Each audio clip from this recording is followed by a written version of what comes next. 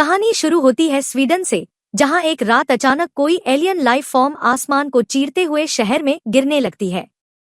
यह सुनहरे रंग की रोशनी के गोलों जैसी दिख रही थी और बारिश होने की वजह से किसी का ध्यान नहीं गया कि बारिश के साथ एक एलियन लाइफ फॉर्म पृथ्वी पर पहुंच चुकी है। वह पानी के साथ सीवर में चली जाती है और जमीन के नीचे मशरूम के रूप में उगने लगती है, ताकि कुछ समय तक यहीं छिपकर पृथ्वी के वातावरण के अनुसार खुद को ढाल सके। यहाँ से हम एक बायोलॉजिस्ट, सैंड्रा, को देखते हैं। पहले एक रिसर्च के दौरान गलती होने से उसकी लैब को बहुत बड़ा नुकसान हो गया था और उसे नौकरी से निकाल दिया गया था। उसकी आर्थिक स्थिति इतनी खराब हो गई कि अब उसे शहर के सीवर साफ करने का काम करना पड़ रहा है। लेकिन किस्मत उसे उसके असली काम तक वापस ले आती है। एक दिन सीवर की सफाई के दौरान उसे वही मशरूम दिखाई देते हैं जो वास्तव में एलियन लाइफ से बने थे।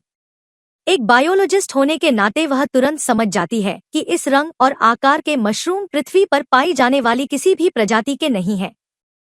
जिज्ञासा में वह गलती से एक मशरूम को छू लेती है और उसकी तस्वीर लेकर आगे बढ़ जाती है।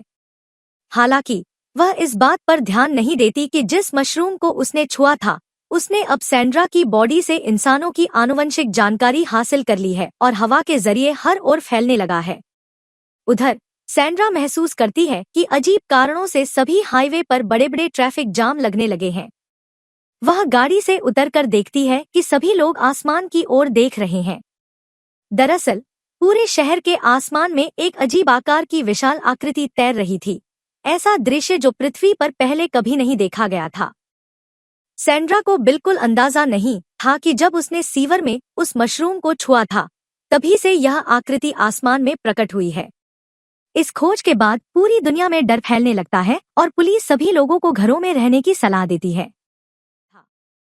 जल्दबाजी में अलग अलग देशों की सरकारों की एक आपातकालीन बैठक बुलाई जाती है ताकि इस रहस्यमय घटना को समझा जा सके। ब्रिटिश प्रधानमंत्री चेतावनी देती हैं कि चूंकि यह कोई एलियन वस्तु है और बिना किसी चेतावनी के उनके ग्रह पर आई है, इसलिए इसे तुरंत नष्ट कर देना चाहिए। लेकिन बाकी देशों की राय अलग थी। उनका मानना था कि अभी उन्हें यह भी नहीं पता कि यह किस पदार्थ से बनी है। यदि इसे नष्ट करने की कोशिश की गई तो हो सकता है यह पलटकर हमला कर दे। इंसानों को एलियंस की शक्ति और तकनीक का कोई अंदाजा नहीं था। दूसरी ओर सैंड्रा ब्रिज पर खड़ी होकर आसमान में तैरती उस एलियन संरचना को ध्यान से देखती है और हैरान रह जाती है कि उसका आकार बिल्कुल उसी मशरूम जैसा है जो उसने कुछ देर पहले सीवर में देखा था। अब सैंड्रा को सब समझ आने लगता है। वह तुरंत अपनी पुरानी लैब को इसकी जानकारी भेजती है। इस एलियन संरचना की खबर आग की तरह पूरी दुनिया में फैल जाती है और हर ओर अफवाहें फैलने लगती हैं।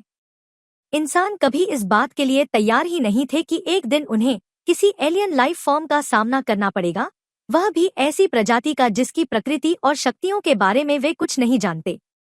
आर्मी और सैन्य बल पूरे शहर को घेर लेते हैं, लेकिन अभी तक किसी को नहीं पता कि ये एलियंस क्या हैं और पृथ्वी पर क्यों आए हैं। इसलिए फैसला लिया जाता है कि पहले इस एलियन बॉडी पर रिसर्च की जाएगी। इसके लिए उसके आसपास की हवा के नमूने लेने होंगे, ताकि यदि उसमें कोई अनजान वायरस या बैक्टीरिया हो तो उसे फैलने से रोका जा सके। लेकिन तभी अचानक पूरे शहर में तेज बारिश होने लगती है। लोग डरकर छिपने लगते हैं। इसी दौरान बारिश में भीगी एक महिला अचानक जमीन पर गिर पड़ती है और उसकी पूरी बॉडी अजीब तरह से मरोड़ खाने लगती है। आसपास के लोग उसका वीडियो रिकॉर्ड कर लेते हैं और कुछ ही समय में वह वीडियो इंटरनेट पर फैल जाता है। अब आम जनता डर चुकी थी कि कहीं यह एलियंस का कोई बायोकेमिकल हमला तो नहीं और क्या वे इंसानों को मारने आए हैं।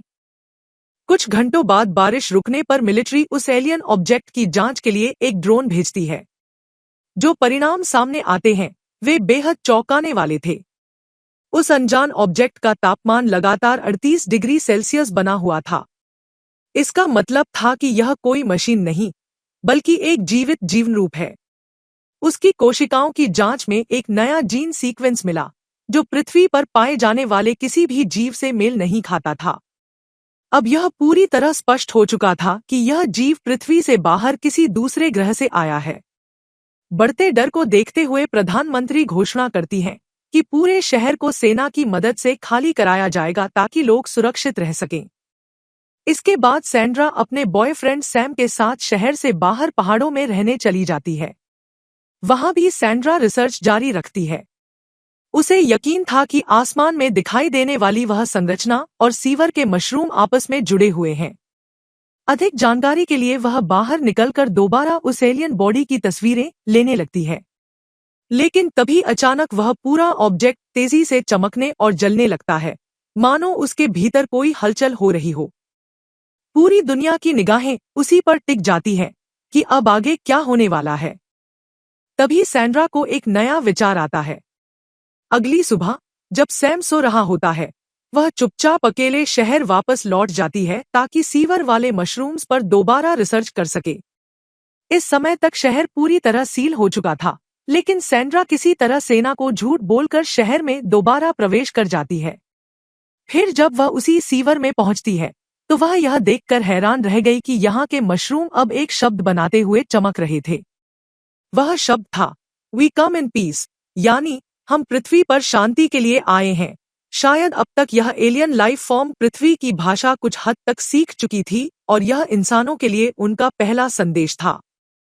लेकिन दूसरी ओर सरकार की एक गुप्त बैठक में मिलिट्री फैसला कर चुकी थी कि वे अब और इंतजार नहीं कर सकते और सीधे उस एलियन संरचना पर हमला करेंगे। हालांकि उससे पहले उन्हें उस ऑब्जेक्ट से और डेटा इकट्ठा करना था। सिक्योरिटी मिनिस्टर जॉर्ज अपनी जान जोखिम में डालकर कुछ सैनिकों के साथ हेलीकॉप्टर में डेटा लेने जाता है। जब वे एलियन बॉडी के पास पहुंचकर डेटा इकट्ठा कर रहे होते हैं, तभी वह एलियन अचानक एक गैस छोड़ देता है, जिससे पूरा हेलीकॉप्टर हिलने लगता है। पायलट किसी तरह स्थिति संभाल लेता है। नीचे आकर जब उस गैस की जांच की जाती है तो पता चलता है कि वह हाइड्रोजन से बनी है और आग लगने पर उसकी शक्ति हजारों गुना बढ़ सकती है। यानी अगर मिलिट्री ने इस ऑब्जेक्ट पर हमला किया तो एक ऐसा विस्फोट हो सकता है जो न्यूक्लियर धमाके से भी बड़ा साबित हो। उधर सैंड्रा सीवर से बाहर आ चुकी थी और इस बार वह एक मशरूम का सैंपल भी अपने साथ ले आई थी। लेकिन उसकी पुरानी लैब उसकी रिसर्च रिपोर्ट का कोई जवाब नहीं दे रही थी, क्योंकि उसे पहले ही नौकरी से निकाला जा चुका था। इसलिए सैंड्रा फैसला करती है कि वह नियम तोड़कर खुद अपनी पुरानी लैब में जाएगी और मशरूम की जांच करेगी। वह गार्ड से झूठ बोलकर अंदर प्रवेश कर जाती है और एलियन मशरूम के नमूने की जांच शुरू करती है। जब वह मशरूम को काटती है तो उसमें से सुनहरे रंग का एक तरल पदार्थ निकलता है। सैंड्रा उसे एक ट्यूब में भर लेती है, लेकिन उसे एहसास होता है कि इस लैब में ऐसा कोई उपकरण नहीं है जो इस लिक्विड का आणविक स्तर पर विश्लेषण कर सके। इसके लिए उसे यूनिवर्सिटी की बड़ी लैब में जाना होगा। हालांकि शहर खाली कराए जाने के कारण यूनिवर्सिटी भी वीरान पड़ी थी। सैंड्रा फेंस पार करके अंदर जाने लगती है, तभी एक कुत्ता उस पर हमला करने दौड़ता है। सैंड्रा जल्दी से मशरूम का सैंपल निकालती है और कुत्ता उसे सूंघते ही अचानक शांत हो जाता है। इसका फायदा उठाकर वह अंदर घुस जाती है। आखिरकार जांच से उसे पता चलता है कि उस सुनहरे लिक्विड में भी भारी मात्रा में हाइड्रोजन मौजूद है। यह वही परिणाम था जो मिलिट्री को आसमान में तैर रही एलियन बॉडी से मिला था। सैंड्रा जल्दी से बाहर निकलती है, लेकिन पाती है कि उसकी कार ट्रैफिक पुलिस लॉक कर चुकी है।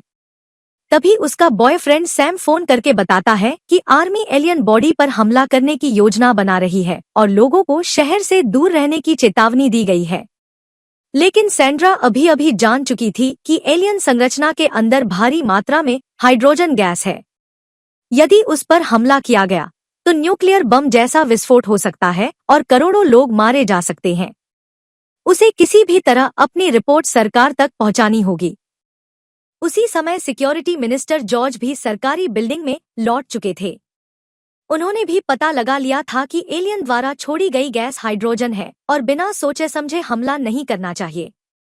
लेकिन गैस के साथ साथ उन्होंने एलियन की एक साउंड सीक्वेंस भी रिकॉर्ड की थी।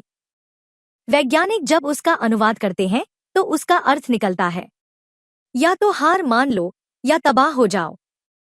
यह सुनकर सभी हैरान रह जाते हैं। अब सबको लगने लगता है कि एलियंस पृथ्वी पर कब्जा करने आए हैं। स्वीडन की प्रधानमंत्री फैसला कर लेती है कि वे एलियंस पर मिसाइल से हमला करेंगी, चाहे उससे पृथ्वी को भी नुकसान क्यों न पहुंचे। जॉर्ज लगातार समझाते हैं कि शायद अनुवाद में गलती हुई हो। एलियंस अभी इंसानों की भाषा अच्छी तरह नहीं समझते, लेकिन प्रधानमंत्री उनकी एक नहीं सुनती। उधर बिल्डिंग के बाहर सैंड्रा भी पहुंच चुकी थी, लेकिन गार्ड उसे अंदर नहीं जाने देते। तभी जॉर्ज बाहर आते हैं। सैंड्रा उन्हें पहचान लेती है और दौड़कर अपनी रिपोर्ट बताने लगती है। जब जॉर्ज उसकी बात सुनते हैं तो वे हैरान रह जाते हैं। यह जानकारी तो सिर्फ उनके पास थी और टॉप सीक्रेट थी। आखिर एक साधारण वैज्ञानिक को यह सब कैसे पता चला? जॉर्ज तुरंत गार्ड हटवाकर सैंड्रा से पूरी बात सुनते हैं। सैंड्रा उन्हें सब कुछ बताती है, यहाँ तक कि सीवर में मिले उस संदेश के बारे में भी। वी कम इन पीस, यानी एलियंस शांति के लिए आए हैं। जॉर्ज तुरंत यह रिपोर्ट प्रधानमंत्री को भेजते हैं। लेकिन मिसाइल हमला शुरू होने में अब 1 घंटे से भी कम समय बचा था। दूसरी समस्या यह थी कि सैंड्रा पहले अपनी गलती की वजह से नौकरी से निकाली जा चुकी थी और अब वह जबरदस्ती लैब में घुसी थी। इसलिए बड़े अधिकारी उसकी रिपोर्ट पर भरोसा करने को तैयार नहीं थे।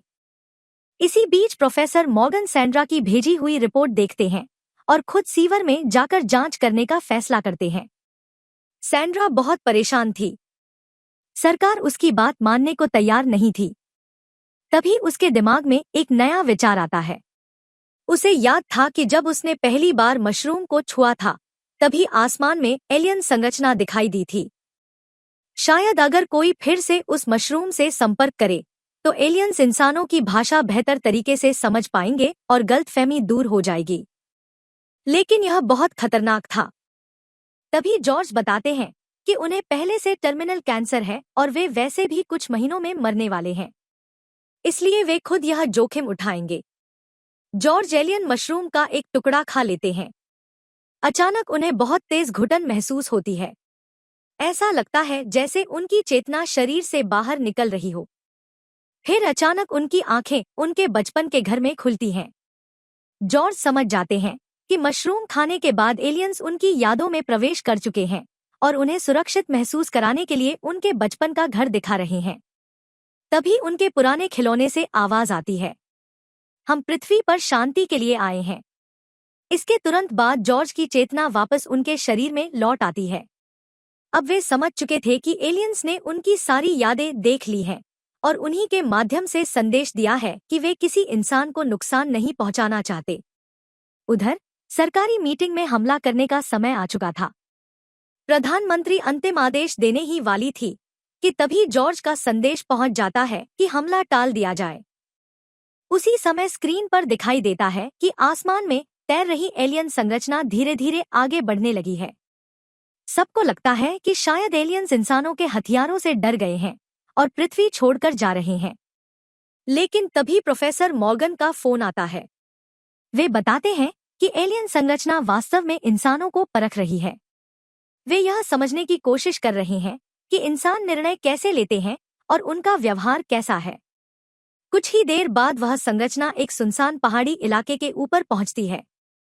फिर उसके नीचे एक पोर्टल खुलता है और उसमें से एक चमकदार सुनहरा गोला बाहर निकलकर धीरे धीरे पृथ्वी पर उतर जाता है।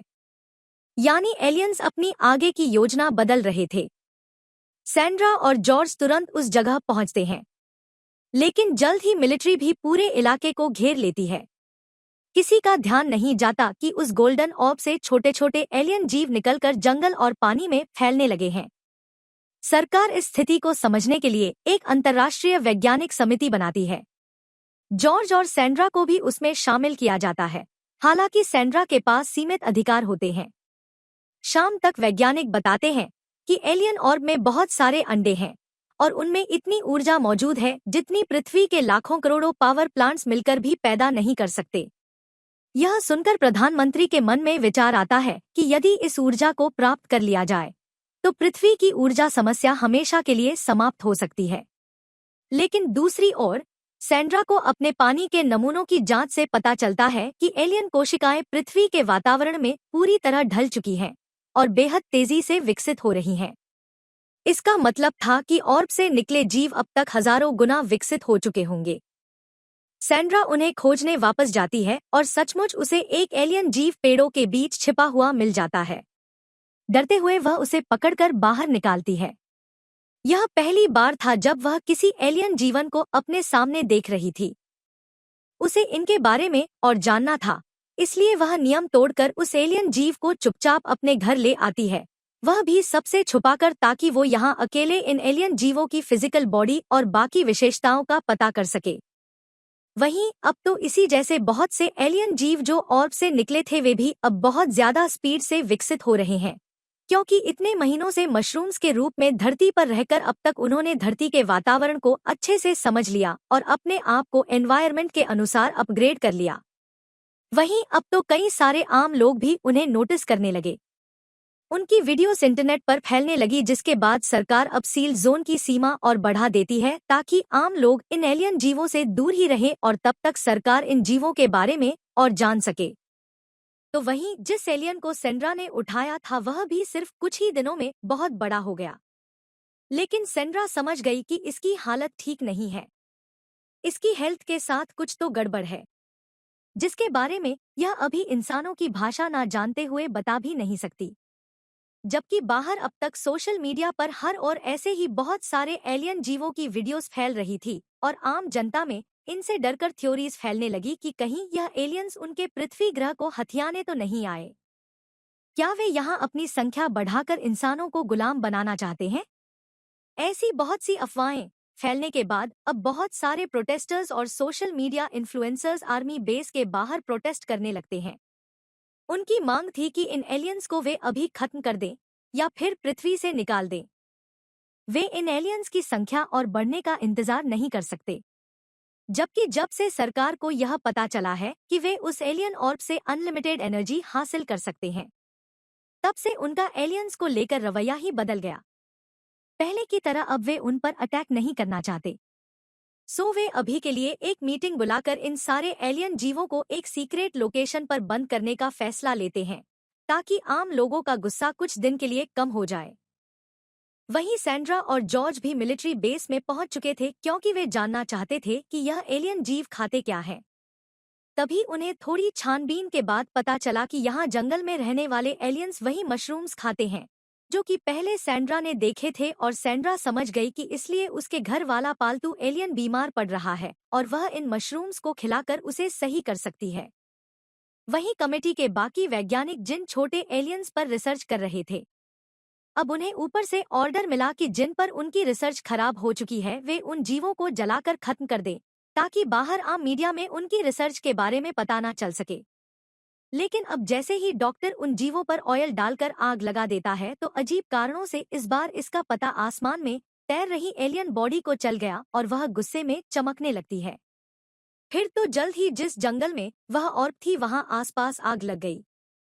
इतना ही नहीं, सैम ने अपने साथ जॉर्ज के बेटे को भी मिला लिया और अब दोनों मिलकर उस एलियन जीव को एक सोशल मीडिया इन्फ्लुएंसर को दे देते हैं, जिसे सैम फॉलो किया करता था, ताकि वह इन्फ्लुएंसर इन एलियंस की सच्चाई पूरी दुनिया में फैला सके। वहीं सैंड्रा के बार बार फोन करने के बावजूद सैम उसका फोन नहीं उठाता। फिर कुछ देर बाद एक सेफ लोकेशन पर आकर उस इन्फ्लुएंसर ने सैम और जॉर्ज के बेटे से कहा कि अब वे चले जाएं। वो यहाँ से इस एलियन को अपने दोस्त के घर ले जाएगा और इस पर स्टडी करेगा। फिर वे इनकी वीकनेस जानकर इन्हें हराने का तरीका ढूंढ निकालेंगे।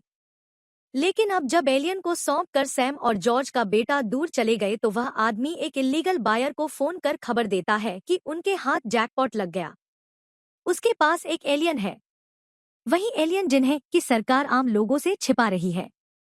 तो अगर कोई इसे खरीदना चाहे तो वह इसे बहुत महंगे में बेच सकते हैं। यानी कि यह आदमी अब तक सिर्फ अपने ही फायदे के बारे में सोच रहा था।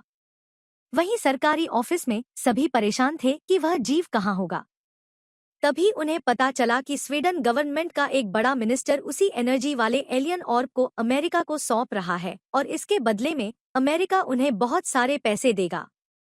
लेकिन जॉर्ज कहता है कि वे ऐसा नहीं कर सकते और उन्हें इस डील को अभी रुकवाना होगा। तो वहीं अब तक अमेरिकन कंपनीज उस एलियन ऑर्ब को अपने साथ ले जाने के लिए आ चुकी थी। वे लोहे की चैन से उस ऑर्ब को उठाने की कोशिश करते हैं, लेकिन जैसे ही उन्होंने अपनी तैयारी पूरी कर आखिर में क्रेन का लीवर खींचा तो जो चेन्स ऑर्ब से अटैच थी वे तभी मेल्ट हो जाती हैं। फिर तो वह एलियन ऑर्ब तेजी से चमकते हुए बहुत ज्यादा गर्मी बढ़ाने लगता है। आसपास के सभी वर्कर्स इससे डर गए और उनकी आंखों के सामने देखते ही देखते वह एलियन ऑर्ब सरफेस को पिघलाते हुए धरती की कोर में धंस गया। यानी कि अब उसे कोई भी देश हासिल नहीं कर सकता।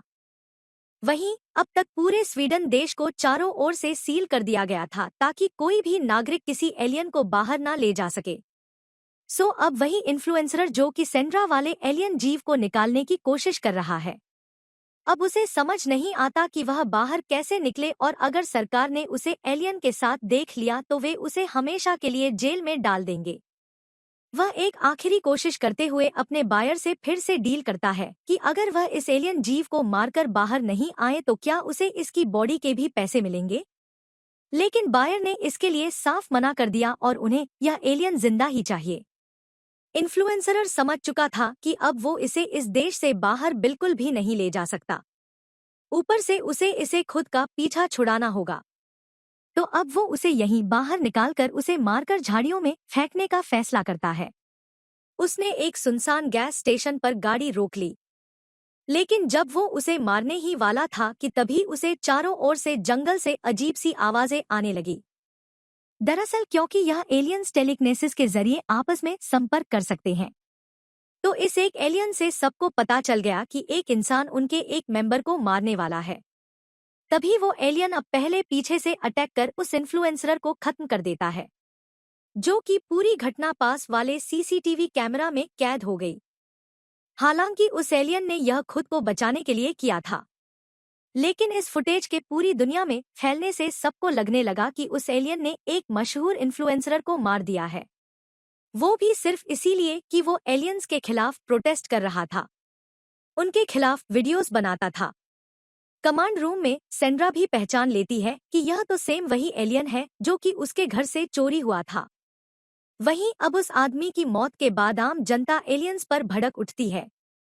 लोग तो अपनी सेफ्टी के लिए वेपन्स लेकर सड़कों पर उतरने लगे और पूरा स्वीडन अब वायलेंट हो उठता है।